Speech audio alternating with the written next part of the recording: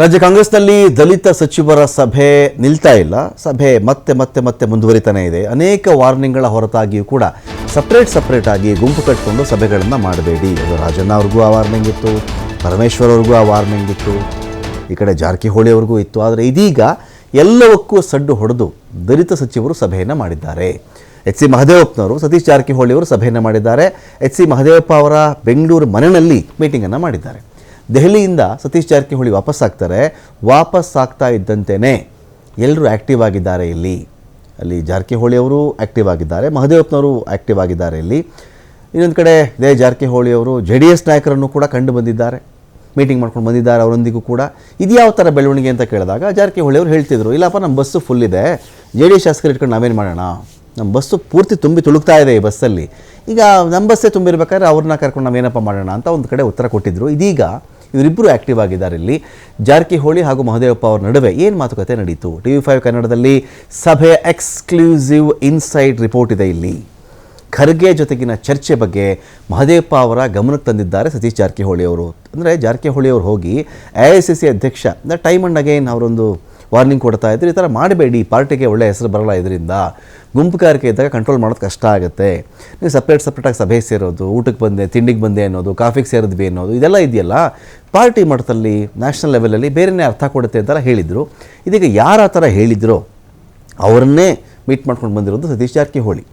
ಇದ್ರ ಬಗ್ಗೆ ಅಲ್ಲಿ ಏನಾಯಿತು, ಏನು ಮೀಟ್ ಮಾಡಿದೆ, ಅವ್ರು ಏನು ಹೇಳಿದ್ರು ಅನ್ನೋ ವಿಷಯದ ಬಗ್ಗೆ ಮಹದೇವಪ್ಪ ಅವ್ರ ಗಮನಕ್ಕೆ ತಂದಿದ್ದಾರೆ ಸತೀಶ್ ಜಾರಕಿಹೊಳಿ ಅವರು. KPCC ಅಧ್ಯಕ್ಷರ ಬದಲಾವಣೆಯ ಬಗ್ಗೆ ಗಮನ ಸೆಳೆದಿದ್ದೀನಿ ನಾನು. ರಾಜಣ್ಣ ಹನಿ ಟ್ರ್ಯಾಪ್ ಬಗ್ಗೆ ಕೂಡ ಮಾಹಿತಿ ಕೊಡಿರೋದು ಬಹಳ ಇಂಪಾರ್ಟೆಂಟ್ ವಿಚಾರ. KPCC ಅಧ್ಯಕ್ಷರನ್ನ ಚೇಂಜ್ ಮಾಡೋದು ಯಾವಾಗ, ಈ ವಿಷಯದ ಬಗ್ಗೆ ನಾನು ಒಂದು ಕಡೆ ಮಾತಾಡಿದ್ದೀನಿ. ರಾಜಣ್ಣ ಹನಿ ಟ್ರ್ಯಾಪ್ ಕೇಸ್ ಇದೆಯಲ್ಲ, ಇದ್ರ ಬಗ್ಗೆ ನಾನು ಮಾಹಿತಿ ಕೊಟ್ಟಿದ್ದೀನಿ. ಹನಿ ಟ್ರ್ಯಾಪ್ ಕೇಸ್ನಲ್ಲಿ ಕೆಲವರಿಗೆ ಡ್ಯಾಮೇಜ್ ಆಗಿರೋದು ನಿಜ. ತನಿಖೆಗೆ ನಾವು CM ಅವ್ರ ಮೇಲೆ ಒತ್ತಡವನ್ನು ಹೆಚ್ಚು ಮಾಡೋಣ. ಯಾರೇ ಇದ್ದರು, ಯಾರೇ ಹನಿ ಟ್ರ್ಯಾಪ್ ಮಾಡಿಸಿರಲಿ ಅಂತಹವರು ಆಚೆ ಬರಲಿ, ಬಿಡೋದು ಬೇಡ, ಶಿಕ್ಷೆ ಆಗಲಿ ಅವ್ರಿಗೆ. ದಲಿತ ಸಮಾವೇಶದ ಬಗ್ಗೆ ಖರ್ಗೆ ಬಳಿ ಪ್ರಸ್ತಾಪ ಮಾಡಿದ್ದೀನಿ. ಖರ್ಗೆ ಬೆಂಗಳೂರಿಗೆ ಬಂದ ಮೇಲೆ ನೀವು ಗಮನಕ್ಕೆ ತನ್ನಿ, ರಾಜ್ಯದಲ್ಲಿ ದಲಿತ ಸಮಾವೇಶ ಆಗಲೇಬೇಕು, ದಲಿತರನ್ನು ಇಟ್ಕೊಂಡು ಒಂದು ಸಮಾವೇಶ ನಡೀಲೇಬೇಕು, ಬಿಡಬಾರ್ದು ಅಂತ ಹೇಳಿ ಜಾರಕಿಹೊಳಿ ಚರ್ಚೆ ಮಾಡಿದ್ದಾರೆ. ಶಿವಕುಮಾರ್ ಜೊಹಳಿ ಇದ್ದಾರೆ ಚರ್ಚೆ ಮಾಡಲಿಕ್ಕೆ. ಇದೀಗ ಇದ್ರ ಬಗ್ಗೆ ಅಪ್ಡೇಟ್ಸ್ ಕೊಡಲಿಕ್ಕೆ ಶಿವಕುಮಾರ್ ಜೊಹಳಿ. ಈಗ ಚರ್ಚೆ ಸತೀಶ್ ಜಾರಕಿಹೊಳಿ ಮತ್ತು ಮಹದೇವಪ್ಪ ಅವ್ರ ನಡುವೆ ರಿಪೀಟೆಡ್ ವಾರ್ನಿಂಗ್ ಖರ್ಗೆ ಅವ್ರ ಕಡೆಯಿಂದ ಬಂದ ಹೊರತಾಗಿಯೂ ಇಬ್ಬರು ಕೂಡ ಒಂದು ಸಭೆಯನ್ನು ಮಾಡಿಬಿಟ್ಟಿದ್ದಾರೆ. ಇದು ಇವರಿಬ್ಬರ ಮೀಟಿಂಗ್ ಅಂತ ಕರೀಬಹುದಾ ಅಥವಾ ದಲಿತ ಸಚಿವರ ಮೀಟಿಂಗ್ ಅಂತ ಕರೀಬಹುದಾ ಇದನ್ನ ಅಂತ? ರಮಕಾಂತ್, ಈ ಹಿಂದೆ ಕೂಡ ದಲಿತ ಸಚಿವರು ಒಟ್ಟಿಗೆ ಸೇರ್ತಾ ಇದ್ರು. ಒಂದು ಕಡೆ ಸತೀಶ್ ಜಾರಕಿಹೊಳಿ ಅವರ ನಿವಾಸ, ಮತ್ತೊಂದು ಕಡೆ ಮಹದೇವಪ್ಪ ಅವರ ನಿವಾಸದಲ್ಲಿ ಪದೇ ಸಭೆಗಳನ್ನು ಮಾಡ್ತಾ ಇದ್ರು KPCC ಅಧ್ಯಕ್ಷರ ಬದಲಾವಣೆ ಕುರಿತಾಗೆ. ಸೊ ಯಾವಾಗ ಹೈಕಮಾಂಡ್ ವಾರ್ನಿಂಗ್ ಕೊಡುತ್ತೆ ಆಗಿನಿಂದಲೂ ಕೂಡ ಸೈಲೆಂಟ್ ಆಗಿದ್ರು, ಎಲ್ಲೂ ಕೂಡ ಸಭೆಗಳನ್ನು ಮಾಡೋದನ್ನು ಅಲ್ಲಿಗೆ ಕೈಬಿಟ್ಟಿದ್ರು. ಆದರೆ ಮೊನ್ನೆ ಸತೀಶ್ ಜಾರಕಿಹೊಳಿ ಅವರು 4 ದಿನಗಳ ಕಾಲ ದೆಹಲಿಗೆ ಹೋಗಿ ಬಂದ ನಂತರ ಇವತ್ತು ಮಹದೇವಪ್ಪ ಅವರನ್ನು ಭೇಟಿ ಮಾಡಿದ್ದಾರೆ. ಮಹದೇವಪ್ಪ ಅವರ ಜೊತೆ ಸಾಕಷ್ಟು ವಿಷಯಗಳ ಬಗ್ಗೆ ಚರ್ಚೆಯನ್ನು ಮಾಡಿದ್ದಾರೆ. ಮಹದೇವಪ್ಪ ಅವರ ಬಳಿ ಮಾತನಾಡಿರುವಂಥದ್ದು ಏನು ಅನ್ನುವಂಥದ್ದನ್ನು ನೋಡಿದಾಗ ಯಾರು ಖರ್ಗೆ ಅವರ ಹತ್ರ ಏನು ಇವರು ಡಿಸ್ಕಸ್ ಮಾಡಿ ಬಂದಿದ್ರು ಆ ಎಲ್ಲ ಮಾಹಿತಿಗಳನ್ನು ಕೂಡ ಮಹದೇವಪ್ಪ ಅವರಿಗೆ ಕೊಟ್ಟಿದ್ದಾರೆ.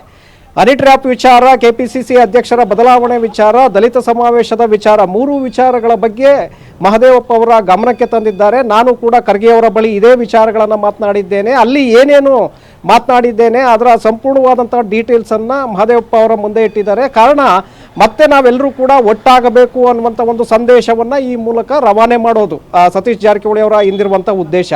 ರಾಜಣ್ಣ ಅವರ ಹನಿ ಟ್ರ್ಯಾಪ್ ವಿಚಾರದಲ್ಲೂ ಕೂಡ ಮಹದೇವಪ್ಪ ಅವರ ಬಳಿ ಸಾಕಷ್ಟು ವಿಷಯಗಳ ಬಗ್ಗೆ ಚರ್ಚೆಯನ್ನು ಮಾಡಿದ್ದಾರೆ.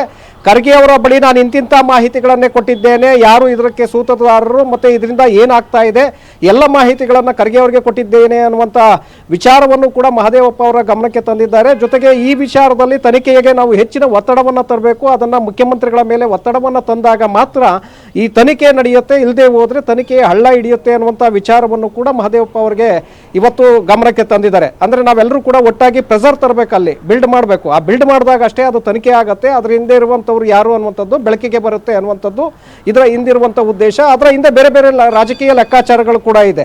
ಇದರ ಹಿಂದೆ ಆ ಮಹಾನಾಯಕರಿದ್ದಾರೆ ಅನ್ನುವಂಥ ಚರ್ಚೆಗಳು ಈಗ ಏನು ಬರ್ತಾ ಇದೆ, ಇದೇ ವಿಚಾರದ ಬಗ್ಗೆ ಅಲ್ಲಿ ಗಂಭೀರವಾಗಿ ಚರ್ಚೆಗಳನ್ನಾಗಿದೆ. ಡ್ಯಾಮೇಜ್ ಮಾಡಿದ್ದೇ ಆದರೆ ಮತ್ತಷ್ಟು ನಾವು ಗಟ್ಟಿಯಾಗ್ತೇವೆ ಅನ್ನುವಂಥ ಸಂದೇಶವನ್ನು ಕೊಡುವಂಥ ಉದ್ದೇಶ ಇದರ ಹಿಂದೆ ಇದ್ದಂತ ಕಾಣಿಸ್ತಾ ಇದೆ. ದಲಿತ ಸಮಾವೇಶವನ್ನು ಮಾಡಬೇಕು ಅನ್ನುವಂಥ ಚರ್ಚೆ ಮಹದೇವಪ್ಪ ಅವರ ಜೊತೆ ನಡೆಸಿದ್ದಾರೆ. ಪರಮೇಶ್ವರ್ ಮತ್ತೆ ರಾಜಣ್ಣ ಅವ್ರ ಜೊತೆ ಕೂಡ ಇದರ ಬಗ್ಗೆ ನಾವು ಚರ್ಚೆಯನ್ನು ಮಾಡಿ ಅಂತಿಮವಾಗಿ ಒಂದು ನಿರ್ಧಾರವನ್ನು ತೆಗೆದುಕೊಳ್ಳೋಣ. ಈ ವಾರದಲ್ಲಿ ರಾಜ್ಯ ಉಸ್ತುವಾರಿ ಆಗಿರುವಂತಹ ರಣದೀಪ್ ಸಿಂಗ್ ಸುರ್ಜೇವಾಲಾ ಅವರು ಕೂಡ ರಾಜ್ಯಕ್ಕೆ ಬರ್ತಾ ಇದ್ದಾರೆ.